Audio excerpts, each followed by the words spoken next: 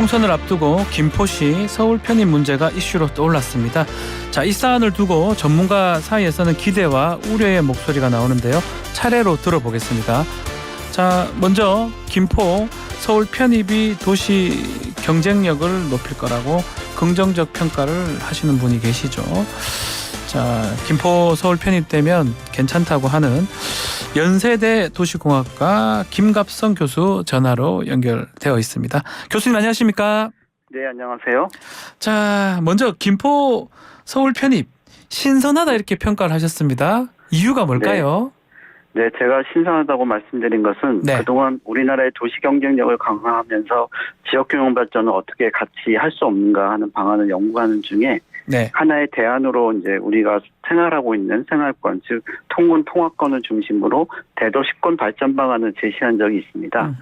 근데 그게 이제 그 대도시를 중심으로 주변 도시와 이제 협력을 통해서 메가시티 또는 메가리전을 형성하는 그런 방안인데요. 이를 실행하기 위해서는 지자체 간의 협력이 매우 중요합니다. 선진국에서는 이제 주로 협의체를 구성해서 이런 강역적 이슈에 대해서 논의하고 실행하는데 우리도 그런 경우가 있긴 하지만 사실 이렇게 협의가 그렇게 쉽지는 않거든요. 그런데 김포시장께서 서울시로의 편입을 제안한 거는 어떻게 보면 수직적인 협력 관계를 구축한다고 하는 것이어서 매우 신선하다고 생각했습니다. 자, 그렇다면 김포가 서울로 편입이 된다면 양쪽 모두 김포 서울 모두 활성화된다고 이렇게 보시는입니까? 네, 그런 이유는 이제 지금도 굉장히 문제가 되고 있지만 교통 문제 같은 경우에 광역버스가 시내버스로 바뀔 수가 있고 또 이제 택시 같은 경우에도 지역 할증이 있지 않습니까? 그래서 주민 입장에서는 그런 지역 할증도 없어지고 뭐 서울 택시, 김포 택시 이렇게 나눠져 있어서 운행하는데도 제한이 있었는데 그런 것도 없어져서 효율성도 되게 높아질 것 같고요. 그건 뭐 한 가지 사례지만 그 외에도 이제 주택 건설이 늘어날 수 있고 이제 김포에는 또 산업용지 같은 것도 있어서 그 개발이 되면 지역 경제가 활성화될 것으로 보이고요. 서울 같은 경우에는 이제 그 주택 용지가 없어서 그 집가가 굉장히 많이 상승하고 결국은 집값이 상승하는 효과를 보이고 있는데 이런 주변 지역이 같이 편입이 되면 아무래도 사용할 수 있는 용지가 늘어나겠죠. 그러면 이제 공간적인 많은 한계를 극복할 수 있을 것으로 기대하고 있습니다. 자, 도시 경쟁력 말씀하셨는데 왜 하필 김포가 그게 해당합니까? 다른 도시는 안 됩니까? 아닙니다. 제가 이제 아까 말씀드린 그 대도시권 발전 방안에서는 전국을 7개 또는 10개 대도시를 중심으로 하는 방안이었고요. 이제 서울도 마찬가지로 이제 첫 번째 이렇게 같이 접해 있는 뭐 고양이나 구리, 하남 뭐 이런 데 모두 합해서 하나의 대도시권을 형성하는 것이었고요. 여기서 이제 김포가 시작한 거는 뭐 결국 누가 먼저 이거를 시작하느냐에 달려 있다고 보고요. 저는 뭐 이게 하나의 그 물꼬가 트여서 이게 되고 뭐 수도권뿐만 아니라 비수도권의 강주라든가 부산이라든가 대구 뭐 이런 중심으로 좀 되면 수도권의 이제 중심성이 조금 더 분산되는 효과도 있지 않을까 기대합니다. 근데 이제 이게 지금 말씀처럼 한 지역 편입 문제가 아닌 아주 큰 메가 아니면 계획 같은데 이게 공론화 없이 이렇게 추진돼도 되는 겁니까? 그래서 그동안은 뭐 관련된 연구들은 좀 있었고요. 그동안에도 뭐 이렇게 대도시 중심으로 해보자 이런 연구를 많이 했었습니다. 한 10여 년 전부터. 그래서 했고 지금은 이제 한 지자체가 이렇게 선언을 했고 또 집권 여당이 좀 해보겠다고 얘기하는 것이어서 뭐 이것이 뭐 다 전국적으로 좀 이게 잘 공론화가 되면 좋은 정책이 돼서 실제 도시 경쟁력도 좋아지고 또 국가 경쟁력도 올라가지 않을까 생각됩니다. 그래서 뭐 이게 이제 김포의 주민들은 부동산 가격이 오르겠다 뭐 이런 기대도 한다고 하시는데 그런 것뿐만 아니라 이제 실제적으로 도시 경쟁력이 얼마나 좁아지는지 또 국가 경쟁력은 얼마나 올라가는지 하는 것들을 면밀히 검토할 필요는 있습니다. 어제 국민의힘 얘기는 이 메가시티 서울 구상 관련해서 뭐 인근 주민들 제한이 있으면 다 구상하겠다. 뭐 구리나 뭐 이렇게 얘기를 하거든요. 이런 구상은 맞는 방향입니까? 교수님 보시기에? 네, 그렇죠. 결국은 뭐 주민들이 결정해야 되는 일이고 그 주민들의 의사에 따른데 사실 저도 이제 고양시에 살고 있지만 뭐 서울하고 연계나 뭐 이런 걸 보면 뭐 별로 상관이 없거든요. 교수님도 서울로 좀 편입되고 싶습니까?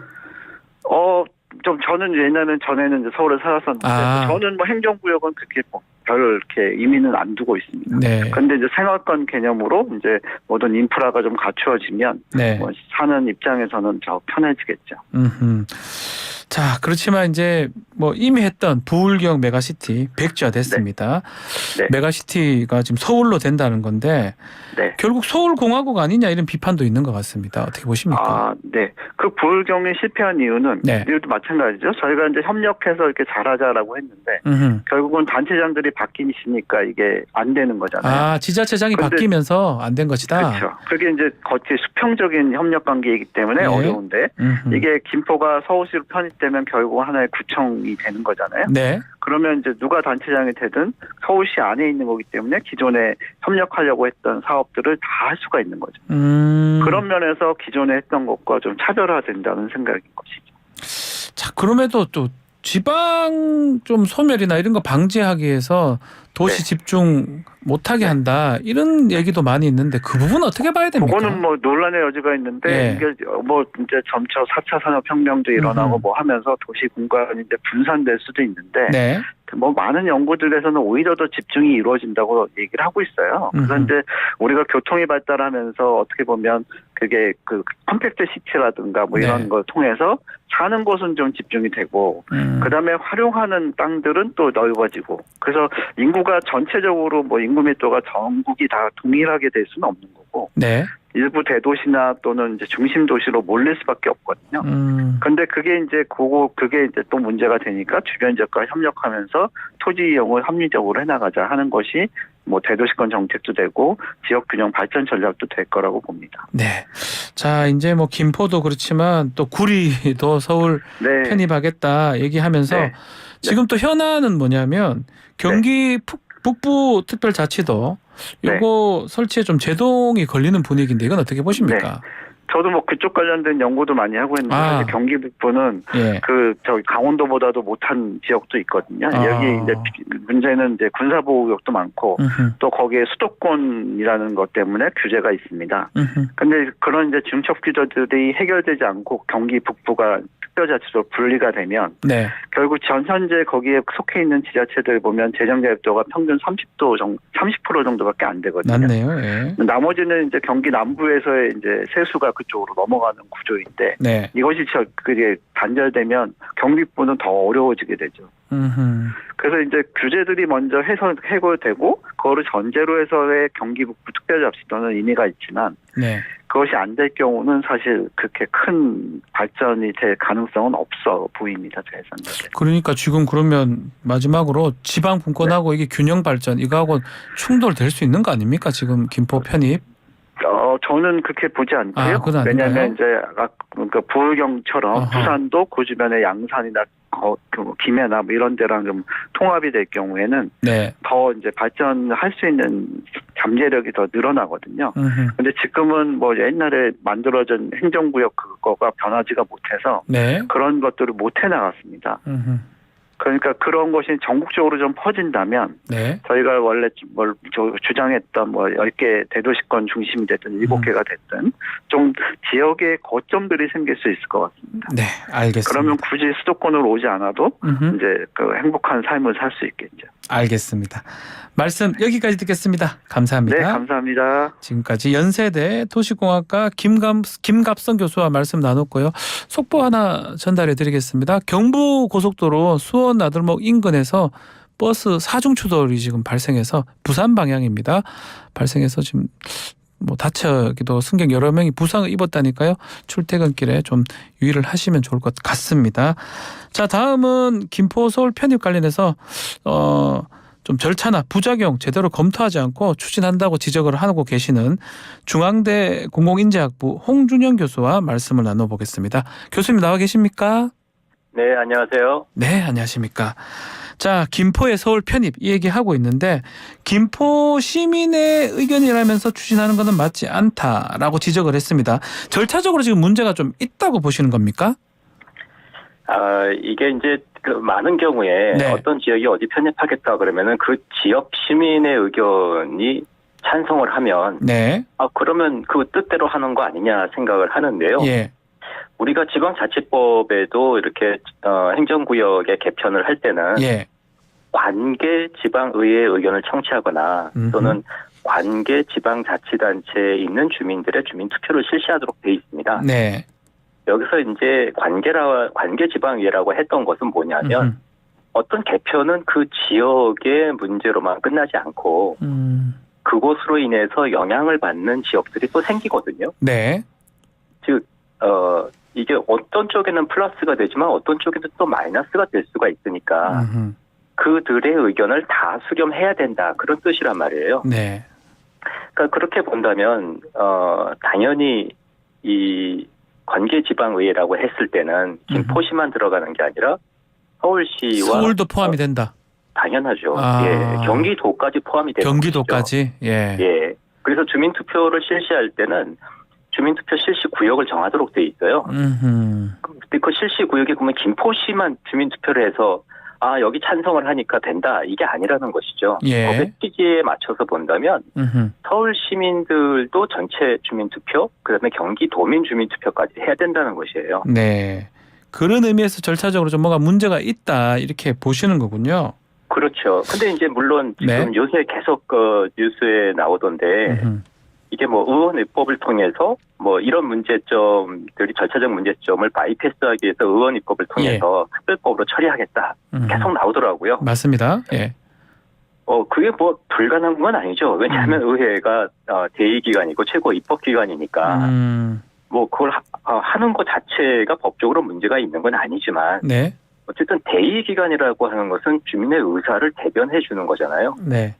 그렇다면 주민의 의사를 확인하는 절차가 필요할 텐데 해야 되는데 지금처럼 이렇게 약식의 여론조사를 통해서 주민 의사를 확인한다 이렇게 중요한 문제를 저는 그거는 나중에 오히려 법이 통과가 된다 할지라도 네. 그 지역 주민들 또는 관계지방자치단체 주민들의 어떤 반발과 비판을 또 처리하게 되고 그래서 이 현상에 대해서 다시 원위치시키지 않은 목소리가 또 나오게 되는 네. 분쟁의 소지를 계속 끌고 가는 게 아닌가 하는 생각이 들거든요. 네. 심지어요. 제가 한 가지 예를 들어드리면 아마 잘 아시겠지만 지금 창원시가 통합창원시거든요. 그렇습니다. 마산, 창원, 진해가 하나로 합쳐져서 네. 했던 건데 그 당시에 주민투표를 통하지 않고 지방자치법에 있는 대로 어쨌든 지방의회의 의결을 거쳐서 했어요. 네. 그것도 법적으로는 맞죠. 근데 그럼에도 불구하고 지금 창원에서는 이게 통합이 잘못됐다는 주민들 의견이 나오면서 다시 분리해야 된다는 의견이 또 나오고 있거든요. 그러니까 이런 것들이 결국은 이런 절차적 문제에서 가장 좋은 방법은 결국은 주민투표라는 제도가 있으니까 네. 주민투표법에서도 규정하고 있고 그걸 통해서 해결하는 게 저는 순리가 아닌가 그런 생각이 듭니다. 자, 그러면 지금 김포의 서울 편입 관련해서 그 김포 주민들의 그 주민 투표를 거치는 게 가장 바람직하다 이렇게 보시는 거군요. 뭐 인근도 마찬가지지만. 맞습니다. 예. 또 검토가 필요한 게 어떤 게 있을까요? 그러면 시민들한테 이득이 예. 김포 시민들한테 네. 그것도 이제 마찬가지인데요. 김포시장께서도 사실 편입이 됐을 때 김포시의 뭐 교통 문제 해결에 대한 걸 제일 첫 번째로 들어서 얘기를 하잖아요. 네. 그러니까 다시 말해서 이득에 대한 것, 편익에 대한 것을 설명을 하고 있는데 우리가 주민투표를 할 때 가장 중요한 것은 어떤 정책으로 인해서 행정 행위로 인해서 일어날 수 있는 모든 결과를 객관적인 데이터, 자료를 통해서 제공을 해주고 주민투표를 해야 되거든요. 자료를 제공하고 예. 그래야 그 주민들이 아주 객관적으로 그것을 판단할 거 아니겠습니까? 단순히 그냥 주민투표는 찬반을 묻는 투표예요. 형식을 그렇게 하도록만 돼 있습니다. 찬반으로만. 근데 그냥 단순히 편입 찬성 반대 이렇게 묻는다면 이걸 호도하는 측면도 분명히 내용을 있죠. 다 주고 주민 의견을 물어야 된다 이 말씀이네요. 예, 맞습니다. 왜냐하면요. 네. 김포시는 제가 다른 데서도 이렇게 계속 얘기를 해왔지만 김포는 도농 복합 형태시란 말이에요. 네. 동만 있는 게 아니라 읍면도 있죠. 그렇죠.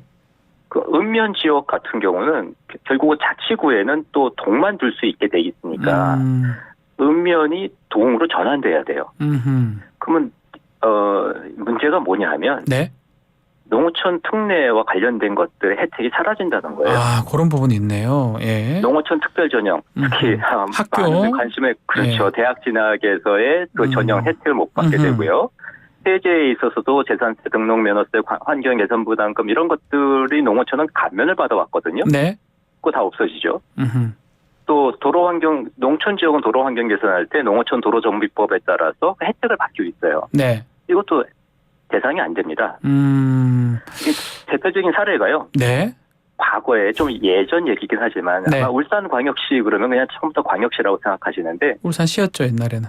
그렇죠. 울산시하고 울산군이 울주군. 통합해서 예. 된 거예요. 그래서 처음에는 거기가 울주구가 됐습니다. 예. 근데 울주구가 돼 보니까 이게 여러 가지 이런 혜택이 다 사라지거든요. 네. 그래서 다시 울주군으로 간 거예요. 그래서. 돌아갔죠. 예, 맞습니다. 예. 아, 그런 것 때문에 그랬군요. 네. 교수님, 시간이 지금 얼마 없어서 이 지금 다른 지자체도 지금 편입을 주장하고 나서는데 이 부분 어떻게 봐야 됩니까? 주장은 얼마든지 할 수 있고요. 예. 오히려 제가 볼 때는 김포시보다 더 그것을 얘기할 수 있는 정당성이 있죠. 아. 왜냐하면 광명시라든가 예. 또 저기 과천. 하남시, 예, 과천시 이런 데가 전부 다 김포시보다 훨씬 더 서울로의 통근 인구 비율이 높거든요. 그렇죠. 예. 그렇기 때문에 또 그 지리적인 어떤 그 형태 면에서도 연접도도 훨씬 높고 네. 또 여기는 다 도시화된 지역이란 말이에요. 그렇기 때문에 김포시보다 오히려 순서를 따지면 거기가 더 높다고 할 수가 있겠죠. 그럼에도 지금 안 하는데 김포를 하는 건 좀 빠르다 이 말씀으로 정리를 좀 해보겠습니다. 시간이 다 돼서 죄송합니다. 네, 네. 예, 말씀 감사합니다. 네, 감사합니다. 지금까지 중앙대 공공인재학부 홍준영 교수와 말씀 나눴습니다.